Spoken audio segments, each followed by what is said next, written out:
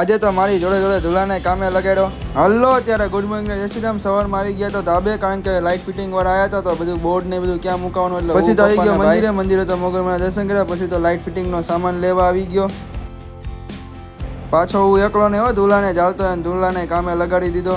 આવી ગયો ઘરે ને બધો સામાન મૂકી દીધો. અને પછી તો ગરમી ચડી ગઈ તો આવી ગયા રસ પીવા.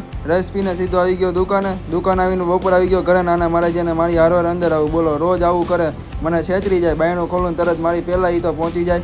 અને મારા જેનું જો ચોકડીમાં જઈને પાણી પીશે ને હોઈ જશે. પછી તો અહીંયા પછી તો હું જમીને પાછો બેસી ગયો તારક મહેતા જોવા. પછી તો લાઇટ ફિટિંગના માણસો માટે ચા બનાવી હતી મમ્મી, તો ચા દેવા ધાબે આવી ગયો. પછી તો મેં ચાનો કોટો ચડાવી દીધો. પછી તો પકાલાલને અહીંયા આવ્યા. પકાલાલે કંઈક નવું પાસું બનાવ્યું છે ભાઈ, તો ટ્રાય કરવા.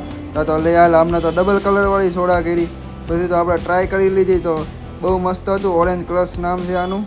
સોડા પીને આવી ગયો દુકાને. પછી તો પડી ગઈ સાંજને, થઈ ગઈ મેચ ચાલુ. બેસી ગયો મેચ જોવા. ત્યાં તો પડી